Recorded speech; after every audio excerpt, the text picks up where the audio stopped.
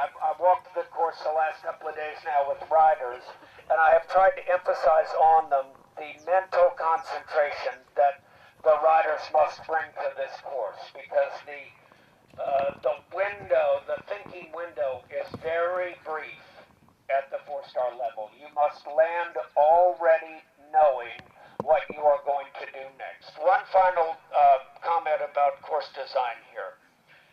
You will see, in a funny, strange, sophisticated sort of way tomorrow, you will see a continuation of today and yesterday's dressage test.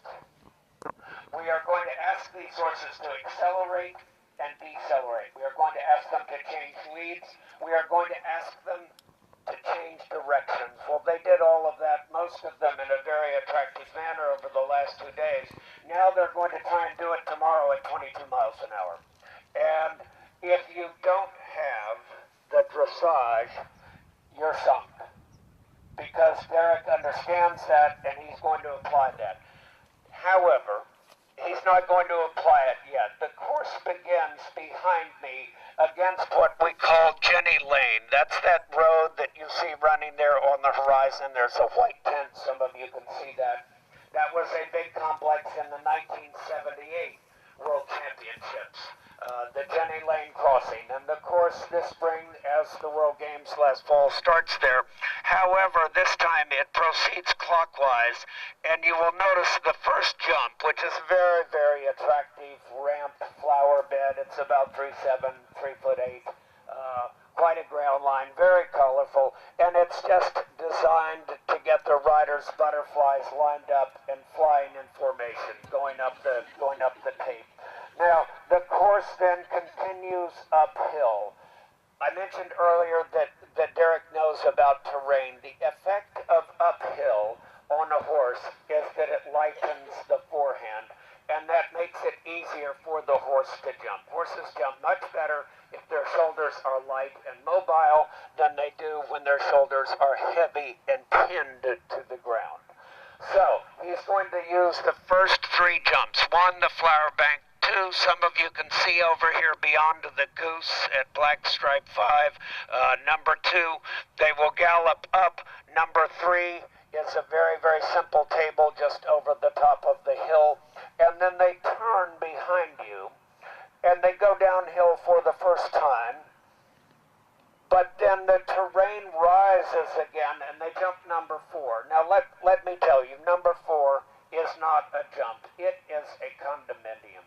It is a house. It is awesome. It's 4'7". It is 6'6" spread across the top.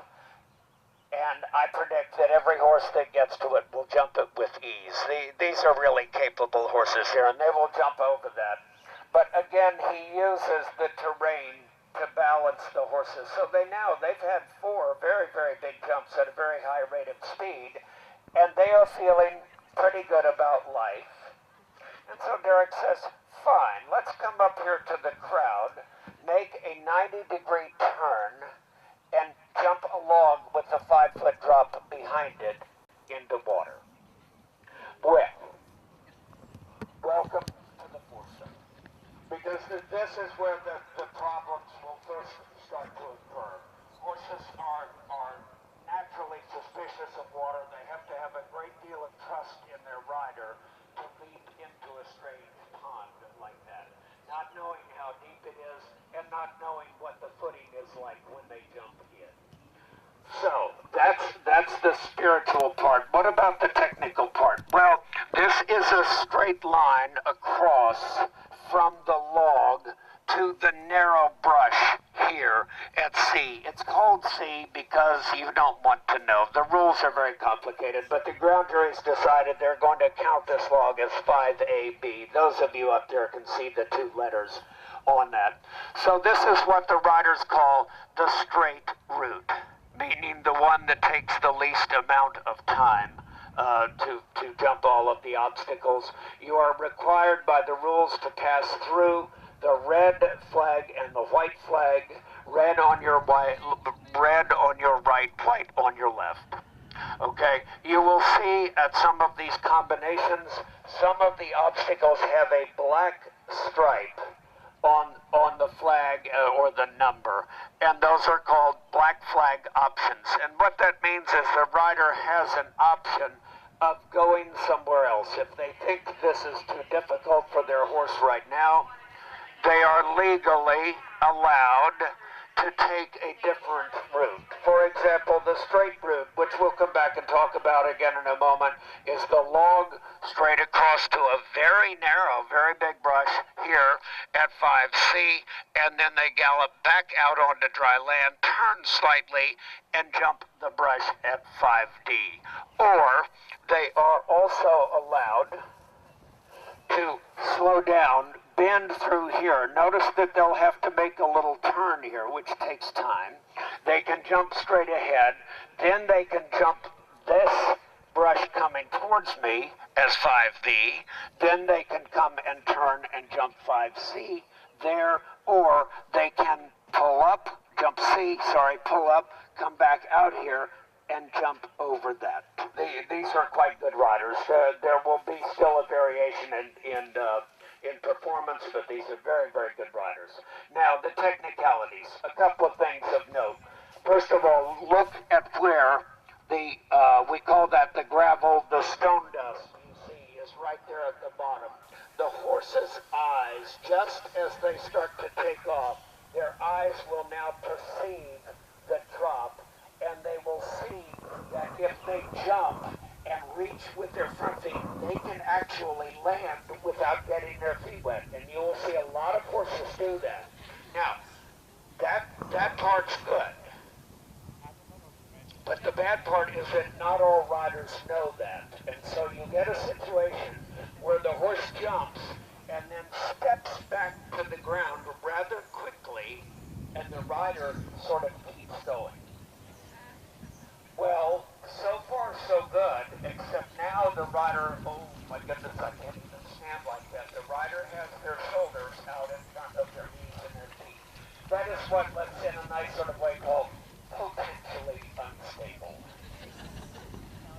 At the same time, the distance across here is designed to produce 4 forward strides, but they are slightly long. Remember, we talked about dressage, so instead of landing and throwing up and down the horse's neck, the good riders are going to land in balance above their feet. Their profile will look like this. They will take the shock of landing in their knees and their ankles. Their head will not move because they are already looking at the middle of the brush there at 5C, and they are calculating their strides. They must land and press 2, 3, 4 strides, and then, oh my goodness, 5D is off at an angle, and now we must ride forward on an uphill curve. So we're going to jump, and we're going to be required to turn. Hold that thought, because we will return to it all the way around the course in one guise or another. Did you watch the dressage test today? Medium canter on a circle.